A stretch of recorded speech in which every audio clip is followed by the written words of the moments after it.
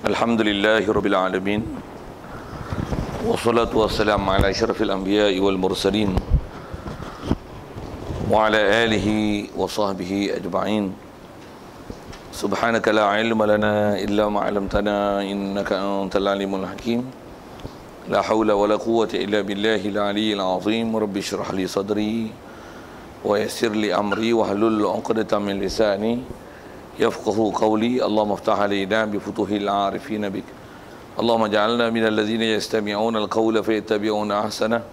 Allahumma 'allimna mimma jahilna wa anfa'na bima 'allamtana wa zidna ilman nafi'a ya rabbal alamin. Qala Syekh Musannif rahimahullah ta'ala wa nafa'na bihi wa bi ulumi fid dharain amin.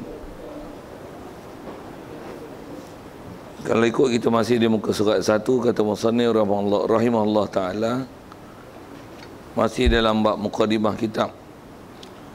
Oleh demikian saya berasa telah lama bercita-cita untuk menyusun sebuah ringkasan berkenaan dengan sifat-sifat yang wajib bagi Allah Ta'ala.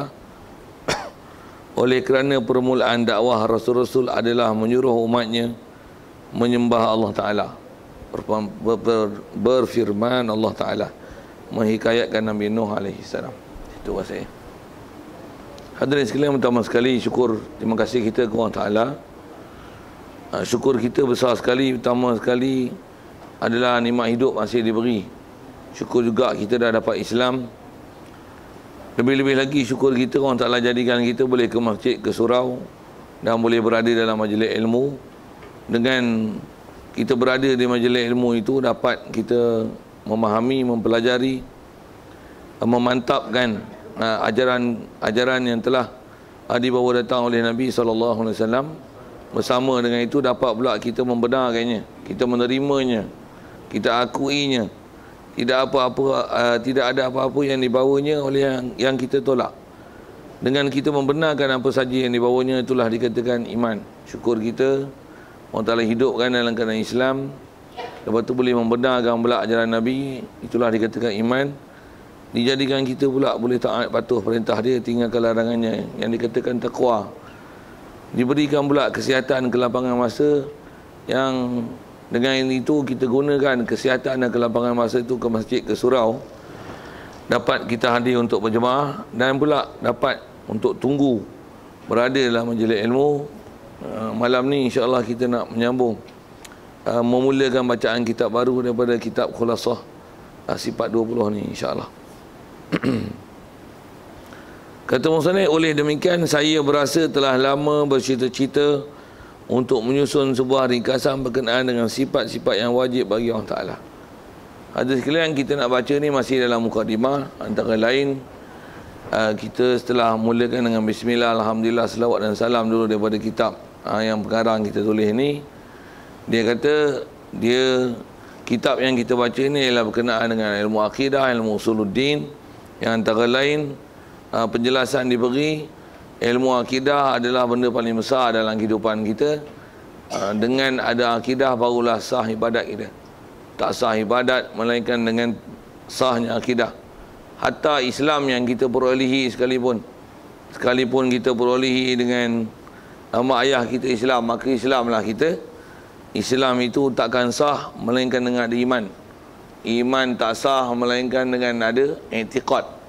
Dan untuk dapatkan i'tiqad, tak dapat tidak, mesti ada ilmu, mesti ada pelajaran.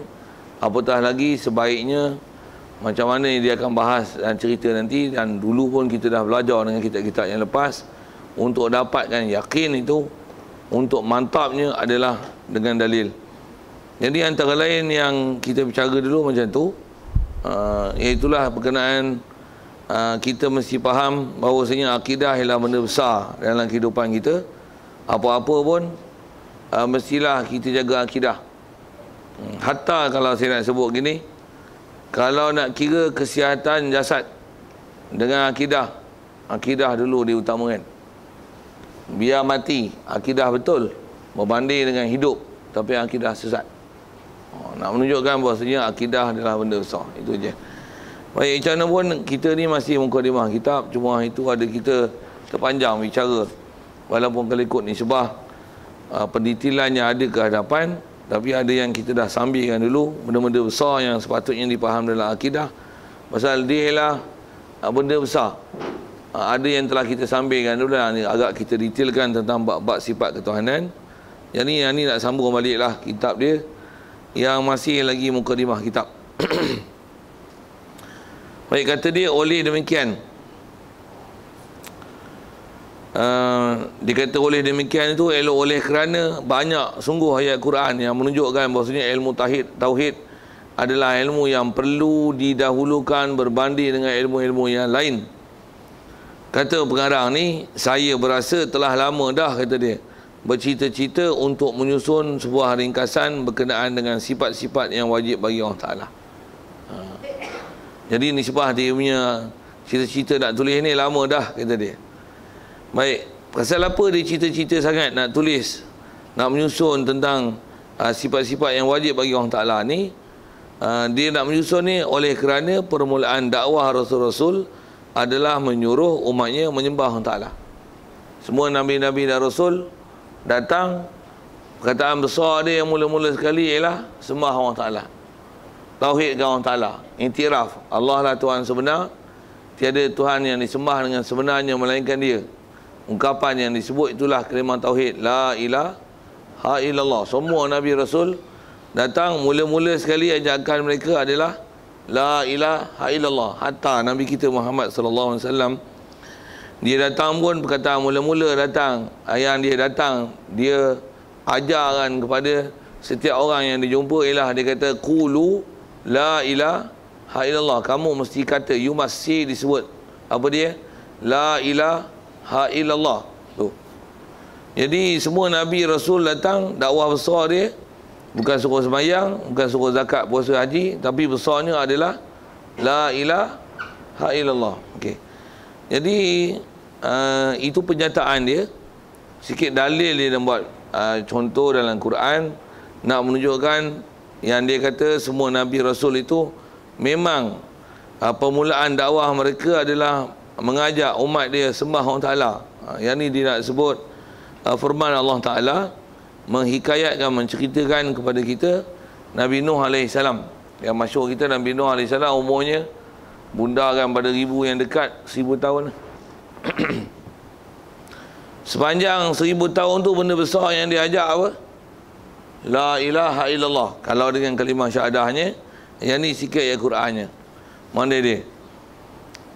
Firman Allah Ta'ala, a'udzubillahi minasyaitonirrajim. Bismillahirrahmanirrahim. Laqad arsalna Nuhan ila qaumihi faqala ya qaumi i'budullaha ma lakum min ilahin ghairuh inni akhafu alaikum azab yaumin azim. Ayat ni daripada suratul A'raf ayat 59. Terjemah maksudnya, kata dia, sesungguhnya kami telah mengutuskan Nabi Nuh alaihissalam. Jadi Allah Ta'ala sendiri menghikayatkan, menceritakan tentang Nabi Nuh, dan yang ni adalah antara cakap ajuk yang diceritakan dalam Quran, perkataan Nabi Nuh. Cuma perhati sikit terjemahan tu, kata dia, sesungguhnya kami telah mengutuskan Nabi Nuh. Kaedah bahasa Arab tuan-tuan, bila disebut kami itu bukanlah maksudnya Allah Ta'ala tu dia ramai, subhanallah. Kita belajar akidah, Allah Ta'ala satu, wahdaniyah. Cuma kena kita faham uslub Quran. Pasal Quran turun dengan bahasa Arab. Jadi buat apa Allah Ta'ala gunakan bahasa kami sedangkan Allah Ta'ala satu? Yang ni yang kata kena belajar akidah kan. Kalau tuan-tuan tak pernah belajar akidah, satu, dan kalau tak pernah belajar ilmu lughah, ilmu bahasa Arab, macam mana maksud dikendaki dengan bahasa Arab, dua, sesat. Kalau hanya pakai terjemah, lepas tu tuan-tuan buat perception sendiri, sesat awal-awal lagi. Yang ni pun kalau tuan-tuan baca, sesungguhnya telah kami, kami ni ramai ni. Dia orang duk kata orang Ta'ala satu tu silap lah tu. Boleh. Tapi rasanya tak ada orang sebodoh itu. Macam mana pun ada orang bodoh kan. Macam mana pun, apa maksud kami ni? Kalau istilah bahasa Arab, penggunaan kami ni, kalau bahasa Arab dipanggil domir Walaqad arsalna tu, nahnu tu dia dipanggil ganti nama dhamir untuk menunjukkan makna mutakallim ma'ahu ghairuhu. Itu antara makna asal lughah. Dan juga kalau dalam bab ketuhanan dia diistilahkan sebagai dhamir mutakallim yang limu'azzim nafsah, untuk menunjukkan dia membesar dan mengagungkan diri dia. Tuan-tuan tak faham istilah tu, saya sebut sekali lalu je, nak syarah tu pun agak panjang. Macam mana pun sekali lalu kau sebut itu. Allah Ta'ala sebut kami pasal apa? Dia sebut kami untuk dia membesar dan mengagungkan diri dia. Semua ayat Quran yang Allah Ta'ala ceritakan datang daripada dia, semua menggunakan bahasa kami. Kami. Inna anzalna, inna arsalna. Banyak begitu banyak ayat Quran tu. Nahnu nazzalna dzikra wa inna lahu lahafizun. Nahnu, kalau bahasa Arab ni nahnu, kalau bahasa Inggerisnya we. Pasal apa we? Sepatutnya I we. Istilah we tu dipanggil mu'azzim nafsah, membesar dan mengagungkan diri dia. Siap.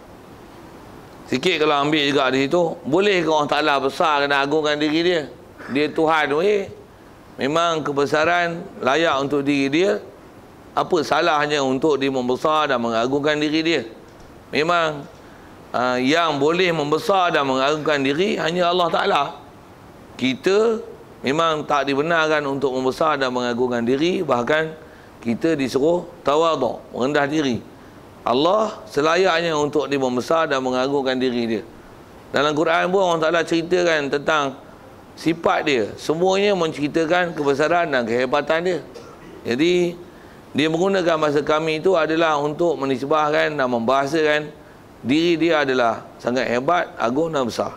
Okey, sekali lalu ke situ. Baik, kata Allah Ta'ala, telah kami utuskan Nabi Nuh kepada kaumnya. Baik, bila hantar, apa yang diucapkan oleh Nabi Nuh? Lalu berkata, ya Nabi Nuh. Dia kata apa? Wahai kaumku, sembahlah kamu akan Allah Ta'ala. Allah, dia kata Allah lah yang sebenarnya. Tidak ada Tuhan bagi kamu selain daripadanya. Sesungguhnya aku bimbang kamu akan ditimpa azab pada hari yang besar. Hari besar tu ialah hari kiamat. Kalau kita ambil mudah-mudah je terjemahan ayat Quran tu, jelas menunjukkan Nabi Musa, Nabi Nuh AS, dia kata apa? Sembahlah kamu akan Allah Ta'ala. Allah adalah Tuhan sebenar. Tidak ada Tuhan bagi kamu selain daripadanya. Yang ni kita pakai terjemah kan? Pakai terjemah ni, kalau kita tengok ayat Quran dan kalau nak ambil faham Quran, itu bukan tafsir, itu terjemah. Tafsir tuan-tuan kena ambil Arab sendiri. Sikit macam mana pun, ada dulu saya sebut gini, ulama kita tuan-tuan, kalau kita tengok kitab-kitab akidah mereka, kalau nisbah dalil macam mana kita dah khatamkan dulu kitab Baku Iman, begitu juga kalau kitab-kitab yang lain. Ulama kita biasanya kalau nak datangkan dalil dan bagi hujah, begitu juga kalau kita tengok kitab-kitab fiqh yang ada, yang ulama kita sekarang jarang ada yang dibubuh ayat Quran. Bukan tak mau bubuh kan, kalau bubuh pun bukan nak ambil faham Quran tu, ambil faham terjemah tu. Lebih baik tak payah sebut ayat Quran, sebut je lah. Kalau sebut pun baca ayat Quran, kadang baca pun tak apa nak boleh. Itu satu. Lepas tu nak ambil faham mengikut apa yang konten Quran tu. Satu ulama-ulama dulu jarang dia sebut ayat Quran. Kalau sebut pun dia akan sebut dulu dalil akal dulu. Kalau fiqh pun sebut hukum-hukum fiqh dulu, belakang tu baru disebut dalil-dalil, ambil sumber daripada Quran. Tu pun sekali lalu je. Kalau bahas satu-satu panjang bahas dia, disebut tu sekadar untuk menunjukkan yang ni tempat ambilan saja, sekali lalu sebut itu. Macam mana pun cuba kita ambil Arabnya sikit. Tengok ayat Quran tu. Tadi disebut laqad arsalna nuhan ila qaumihi faqala ya qaumi. Allah Ta'ala kata kami hantar Nabi Nuh kepada kaum dia, faqala. Okey, qala tu maksudnya he said, cakap bahasa Inggeris tu. Sebelum faqala, qala tu ada perkataan fa. Kita ambil sikit sambil-sambil tu bahasa Arab tuan-tuan. Kalau baca macam biasa tuan-tuan boleh baca. Tuan-tuan nak tunggu syarahan saya. Pasal baca, tuan-tuan boleh baca, balik baca. Tak susah mana. Tapi syarahan tu yang kau tak dapat kalau tak hadir. Baik. Fa pada faqala tu, terjemah dalam kitab ni, dia kata lalu berkata ia. Kaedah bahasa Arab, fa pada qala tu, faqala ya qaum. Asal ayat tu disebut arsalna. Lepas arsalna faqala. Datang perkataan fa. Terjemah fa ni kalau ikut kalau asal kitab lama dia terjemah kemudian. Pastu. Pastu tu bahasa mesej kan. Lepas tu masuk pastu tu. Pastu okey. Pastu tu berapa lama? Antara utus dan nak kata. Kaedah bahasa Arab kalau dia datang dengan fa, maksudnya tak ada selang, terima je wahyu, pas tu terus kata dapat je wahyu, munasabah terima, lepas tu dah dapat. Siapa saja orang yang dijumpa, jumpa je, perkataan yang mula dia akan sebut qala ya qaum. Itu masuk fa. Kalau bahasa Arab dia panggil fa tu menunjukkan makna litartib wa taqib, untuk menunjukkan ada penyusunan, ada susun dulu kemudian. Kalau sebut arsalna dulu, hantar, lepas tu kata, mestilah hantar wahyu dulu, hantar dulu Nabi Nuh, lepas tu barulah kata. Cuma nak kata tu bila? Kata tu dengan tak bertangguh. Memang mereka ni sangat patuh pada perintah Allah Ta'ala. Jadi satu datang dengan fa. Fa maksudnya tak ada selang masa. Dan fa nak menunjukkan keutamaan, prioriti besarnya. Datangnya wahyu, benda besar sekali yang utama sekali disebut dengan tak bertangguh adalah ya qaumi abudullah, wahai kaum sembah Allah Ta'ala. Faham tak tahu saya sebut apa? Hatu nak upgrade, ngajar sikit lah. Bukan saja baca, tapi syarahkan Arab dia. Quran sebut lagi tuan-tuan. Saya nak contoh, nak syarahkan fa. Quran sebut apa?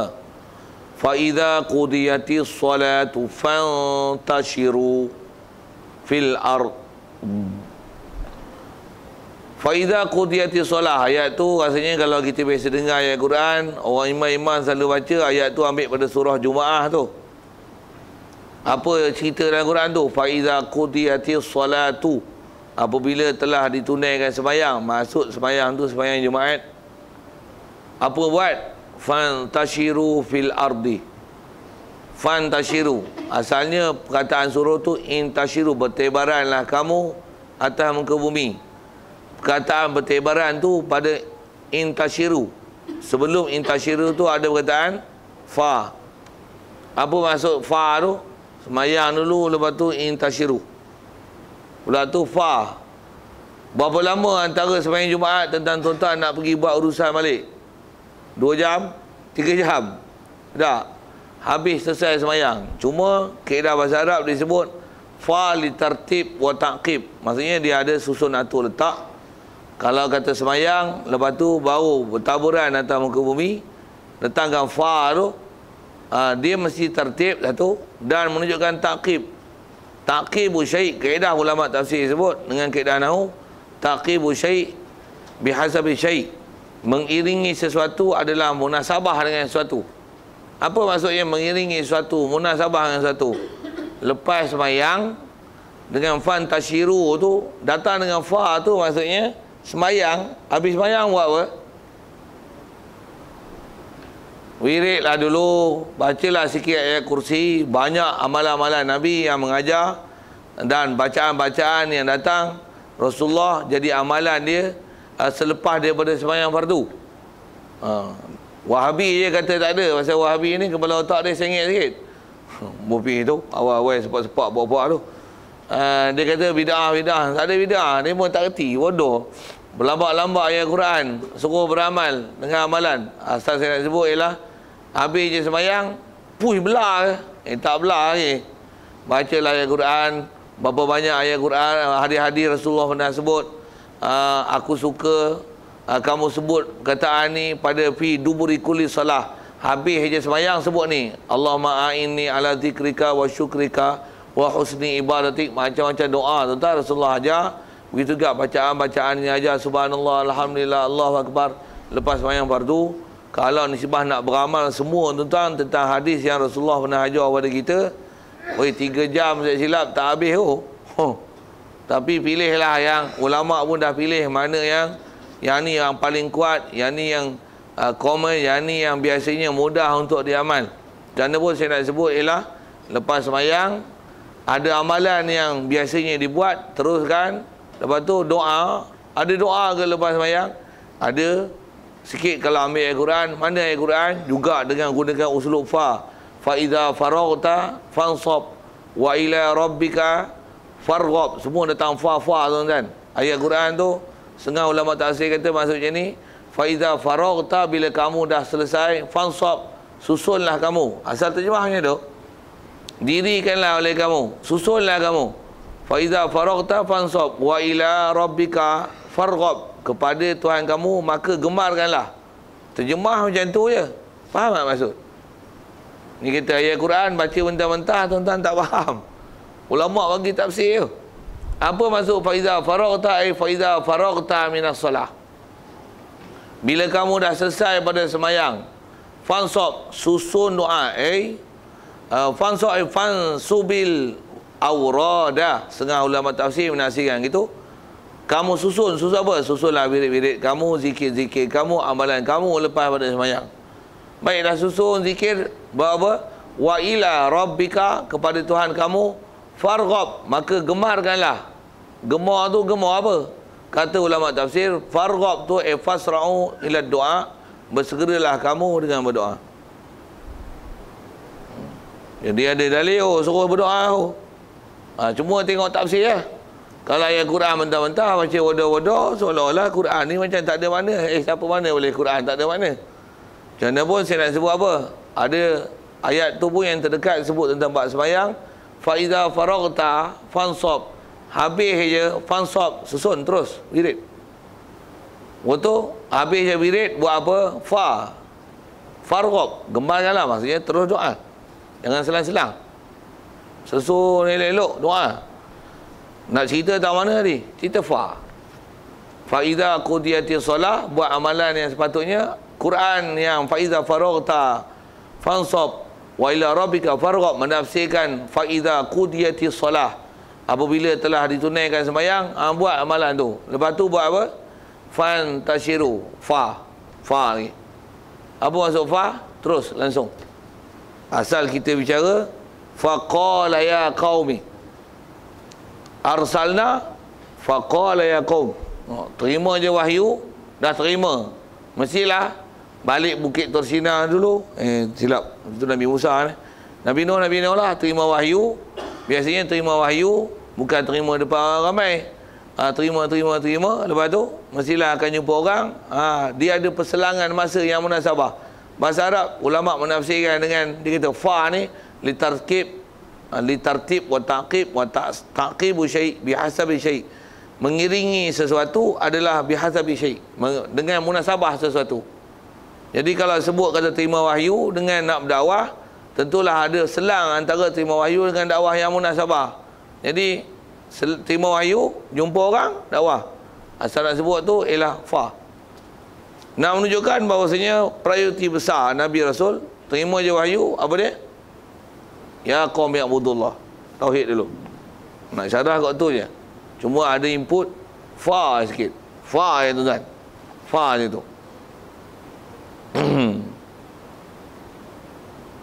Baik. Dan ayat yang didatangkan ialah ubudullah, sembahlah Allah Taala. Baik. Ambil sikit perkataan sembah tu. Sembah ni kalau faham sembah, ibadat, betul? Faham tak saya apa? Sembah ibadat. Semua Nabi Rasul datang mula-mula suruh ibadat dulu kan? Tak. Suruh apa dulu? Akidah dulu. Tapi ayat yang datang dengan ubudullah, Sembahlah Allah Ta'ala. Itu terjemahan. Apa maksud sembah Allah Ta'ala? Adakah maksudnya buat ibadat? Yang ni pun kita nak syarah ni atas maksud bahasa. Apa maksud sembahlah Allah Ta'ala?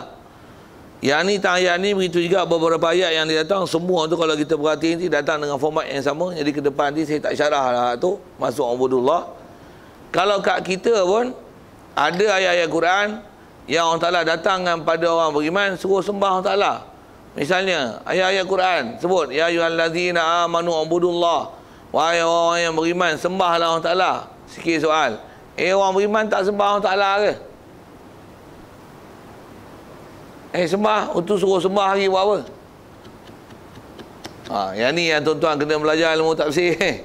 Okey, apa maksud daripada ayat Quran suruh sembah tu?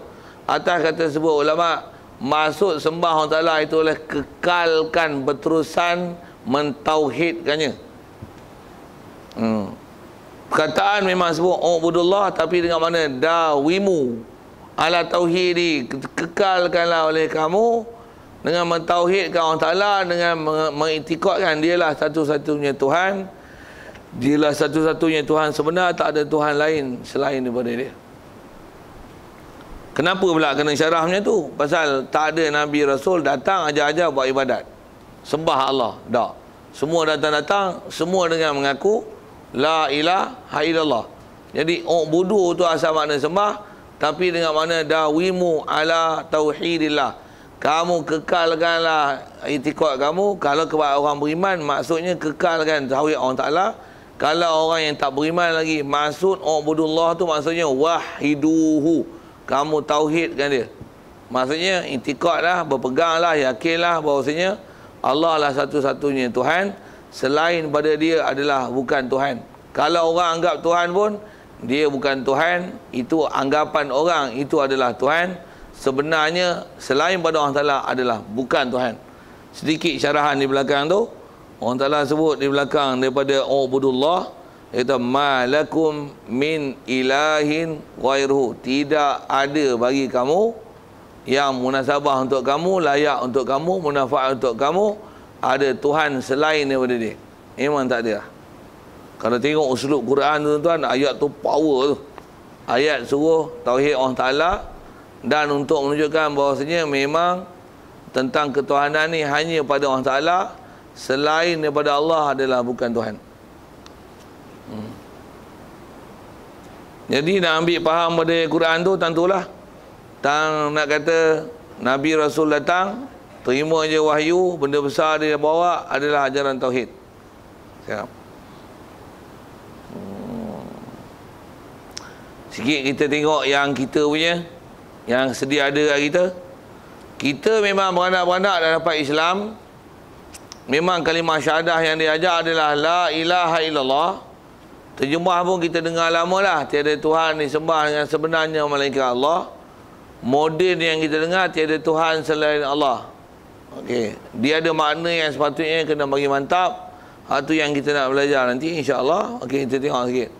Baru ni cuti di Pak Wali kan? Boleh tak sambut di Pak Wali? Untuk tuan-tuan cuti buat apa?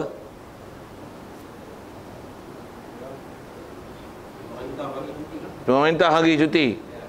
Itu pun yang pemerintah kerajaan, yang kerja bawah kerajaan lah kan.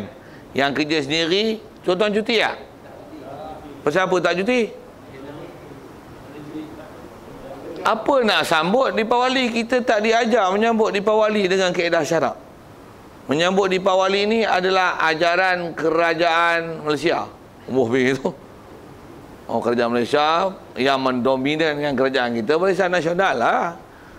Dia yang mengajar semua perayaan di Malaysia adalah perayaan kita. Kita satu bangsa, satu agama, satu. Pandai tuan-tuan jawab ya. Macam tu ke ajaran akidah? Tidak. Saya dah ajar, nak cerita apa ni? Kita dah diajar akidah yang betul, cuma bila kita tak belajar syarahan yang betul, sebut la ilaha illallah, ayat tu maksudnya power tu. Apa maksudnya? Tiada Tuhan disembah sebenarnya melainkan Allah. Semayang tu ucap kalimah syahadah dalam tahiyat tu, jumpa Hindu, happy Deepawali. Murtadlah tu tak? Kalau maksud ucapan tu memuliakan agama Hindu dan mengiktiraf agama Hindu, seolah-olah agama Hindu adalah betul, dan orang Hindu dua anggap ada Tuhan selain pada Allah Ta'ala tu, hampa iktiraf tu betul. Tuan-tuan mengucapkan selamat, maksudnya